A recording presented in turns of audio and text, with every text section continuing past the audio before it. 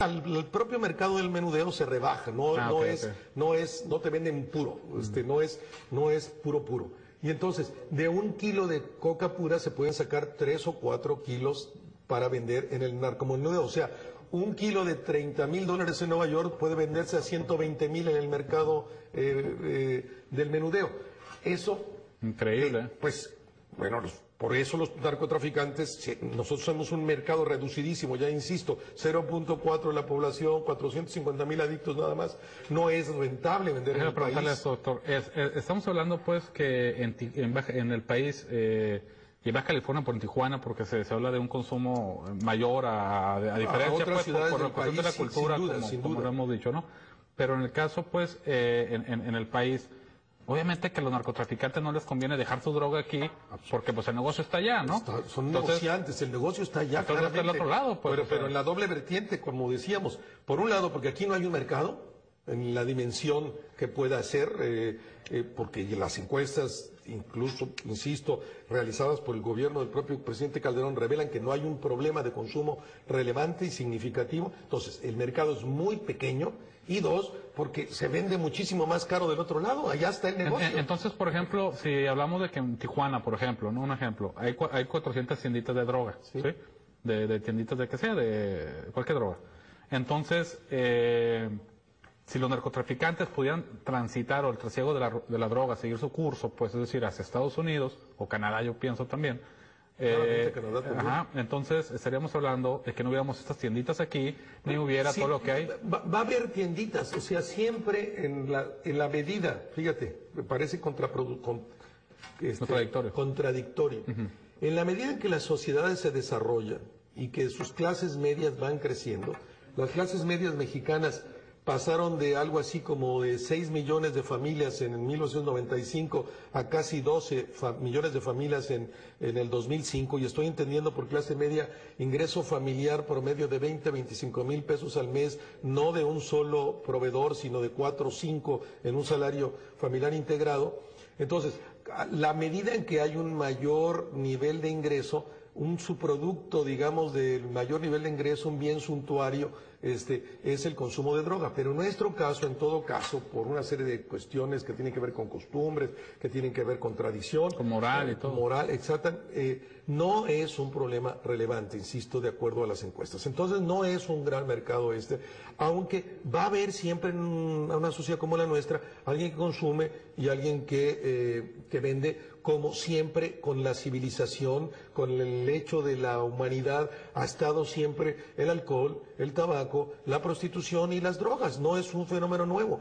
Hay que, en razón de eso, y me voy a la segunda parte de tu pregunta, a ir a enfocar el problema como un problema de salud pública, irlo sacando de la lógica del eje de seguridad pública y establecerlo en el eje de la salud pública, que es el único espacio, como se ha revelado por muy diversas experiencias históricas, que es la única manera que los estados pueden enfrentar exitosamente el problema a través de agresivas campañas de prevención, con el tratamiento de las adicciones, con educación y programas educativos en las escuelas, etcétera, etcétera, etcétera.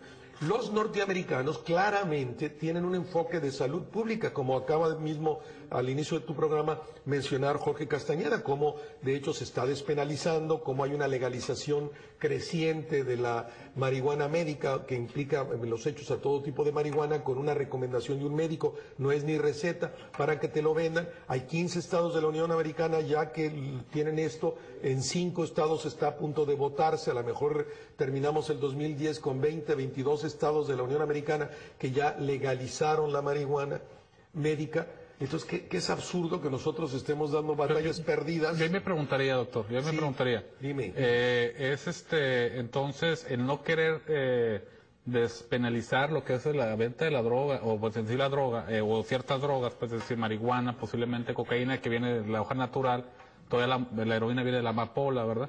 Estamos hablando que ciertas drogas que fueran despenalizadas, ¿no quieren porque no hay voluntad política, porque no hay cultura? A ver, acuérdate que ya en el gobierno del presidente Calderón el presidente Calderón firmó un decreto donde se despenaliza el consumo de todas las drogas, bajo el supuesto de que haya un adicto, una persona enferma que requiere ese consumo y que tienes que justificarlo. Ahora, las dosis que se aprobaron por parte del Congreso a la iniciativa presidencial son de tal dimensión que en los hechos, de hecho lo proponemos en el libro, estarías todo el tiempo muy fácil cayendo en la ilegalidad porque son tan reducidas las dosis que no cubren la necesidad del que pudiera estar enfermo o necesitado de una droga como un problema de salud.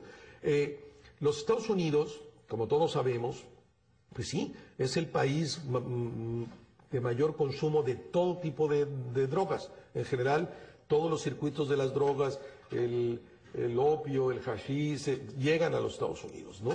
Y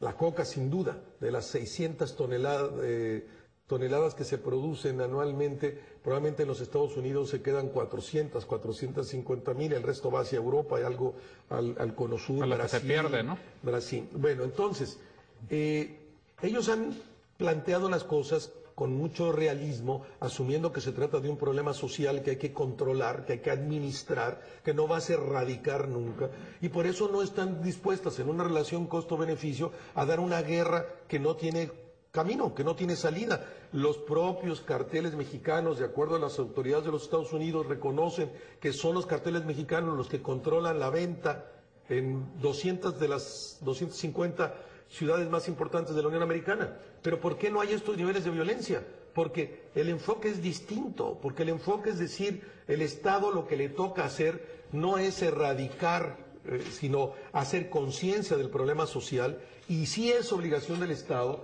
que ese hecho social, que es comprar y vender droga, como el hecho de la prostitución, como es lo que tienes que hacer es neutralizar al máximo, destruir incluso al máximo los efectos colaterales perversos que tiene esa relación de venta-compra, que es violencia y que es corrupción.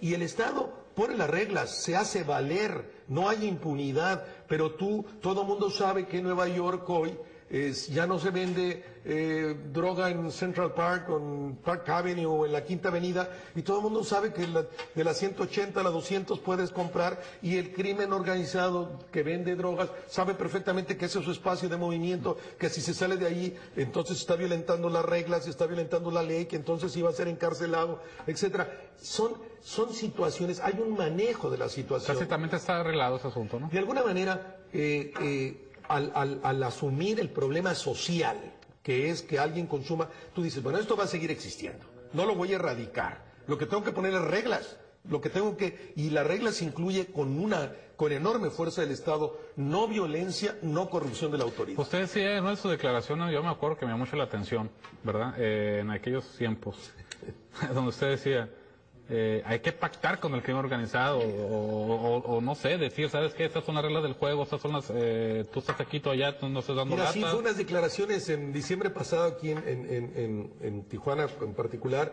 que se causaron gran escándalo y cada quien las interpretó como quiso, pero en todo caso, me sostengo en este dicho. Es una lógica de política pública como tú puedes resolver ese problema. ¿Qué implica entonces? Vuelvo.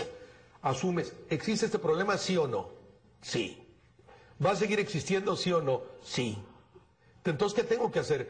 Hacer políticas públicas que quede muy claro cómo se hace valer el Estado a partir de no violencia, no corrupción, pero asumiendo que el hecho social de que alguien va a comprar y alguien va a consumir se va a dar, y entonces tienes que aceptar esa realidad y tú tratar de al máximo, desde tu poder, reducir la posibilidad de la violencia y reducir la posibilidad de la corrupción. Claro, sí, porque definitivamente los daños colaterales son tremendos, ¿no? Por ejemplo, yo quisiera hacer algo que está pasando aquí en Tijuana, ahorita que regresamos de un corte, como hemos visto pues que se están clonando unidades militares, donde hemos visto pues que algunos militares están causando mucha violación de los derechos humanos, donde hemos visto pues también muertes más violentas también, en Tijuana en particular, donde están colgando gente, donde los genitales se los pegan en la frente, en fin, serie de cosas fuera de serie que, pues, como usted lo comenta, hace mucho tiempo había, que en Tijuana sí. Pero ahorita comentamos de esto, si me permiten un corte.